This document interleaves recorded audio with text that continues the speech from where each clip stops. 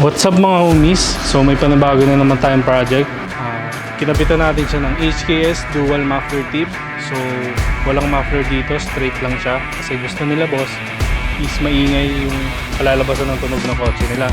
So kung mapapansin nyo dito, kinapitan natin siya ng air intake system tsaka custom headers. Weapon R design. Ngayon, pakinggan na natin ang magiging tunog na ito.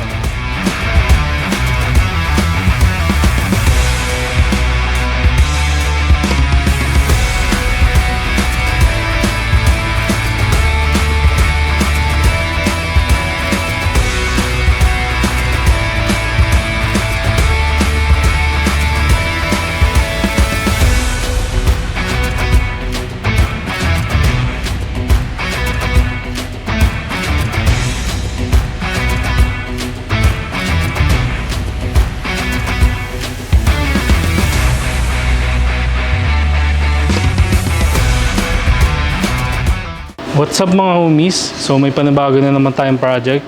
So ang project natin ngayon is Honda Civic FC 1.8. So ang pinakabit sa atin ni boss is full exhaust system, custom headers, tsaka air intake system. So kung mapapansin nyo dito, kinabitan natin siya ng HKS dual muffler tip. So walang muffler dito, straight lang siya. Kasi gusto nila boss is maingay yung kalalabasan ng tunog ng kotse nila. So ang ginawa natin, muffler tip lang nilagay natin dito. Dito, ito yung pinaka-Y pipe niya.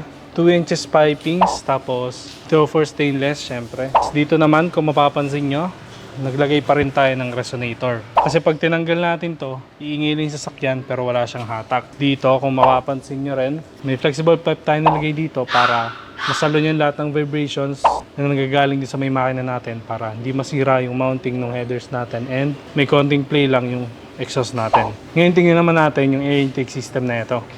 What's up mga homies? So ito yung project natin na Honda Civic FC 1.8. So kung mapapansin nyo dito, inabitan natin siya ng air intake system tsaka custom headers.